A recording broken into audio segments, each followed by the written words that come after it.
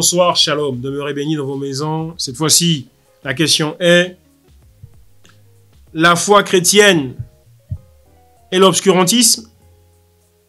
La foi chrétienne et l'obscurantisme? Donc à la forme interrogative, vous vous en doutez. Alors, pour la traiter, nous ne lirons pas, mais nous avons Proverbe 1 au verset 7, Proverbe 1 au verset 22, Proverbe 1 au verset 29, nous avons Proverbe 3 au verset 20, Proverbe 8 au verset 10. Ce sont des textes qui nous disent que celui qui n'aime pas la science est un insensé.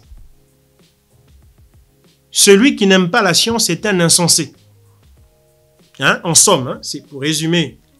Alors ça dit évidemment plein de mots, mais pour résumer tout ça, celui qui n'aime pas la science est un insensé. La foi chrétienne n'accepte pas en son sein l'obscurantisme, ne tolère pas en son sein l'obscurantisme.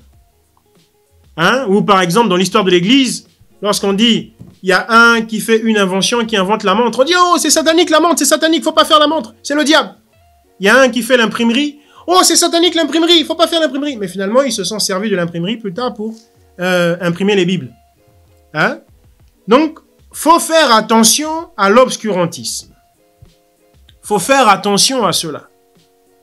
Nous ne sommes pas des mahométans, nous ne sommes pas je ne sais quoi, pour s'opposer à la science lorsque celle-ci sert l'humanité.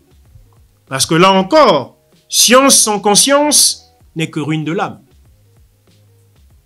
Toute proportion gardée, de façon équilibrée, car nous nous devons en tant que chrétiens être équilibrés. Donc la science n'est pas à rejeter. Les avancées technologiques ne sont pas à rejeter. L'obscurantisme, où les gens veulent nous confiner dans l'Antiquité ou au Moyen-Âge. Il faut que nous vivions comme dans l'Antiquité. Il faut que nous vivions comme au Moyen-Âge. On a l'exemple des Amish. Hein? Le groupe Amish aux États-Unis et d'autres types de groupes semblables aux Amish, où ils refusent le téléphone. Bon, le téléphone encore, je les comprends. Aujourd'hui, c'est Brick Bowser, justement, en lien avec le nouvel ordre mondial, on est écouté. Même le téléphone éteint, on est écouté. Mais ma foi, il fut un temps où le téléphone, on n'était pas systématiquement écouté. C'était pour appeler et pour recevoir des appels, etc. Ils refusent la médecine dite moderne. Ils refusent l'électricité. Ils refusent les robinetteries pour l'eau courante dans nos maisons. Ils refusent tout un tas de choses.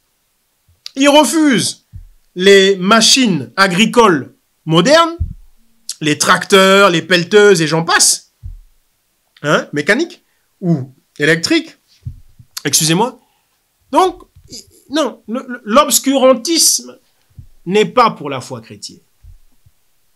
Ne doit demeurer, ne doit trouver de place au sein de la famille chrétienne. L'obscurantisme n'a pas sa place. L'obscurantisme n'a pas sa place. C'est très dangereux. Parce que celui qui méprise, qui rejette la science est dangereux.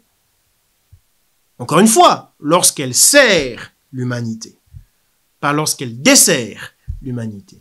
Parce que je vais me répéter, science sans conscience n'est que ruine de l'âme. Donc, la foi chrétienne et l'obscurantisme, je vous ai donné les références, et je vais terminer en vous les rappelant. Proverbe 1 au verset 7, Proverbe 1 au verset 22, Proverbe 1 au verset 29, Proverbe 3 au verset 20, Proverbe 8 au verset 10. Demeurez bénis, shalom.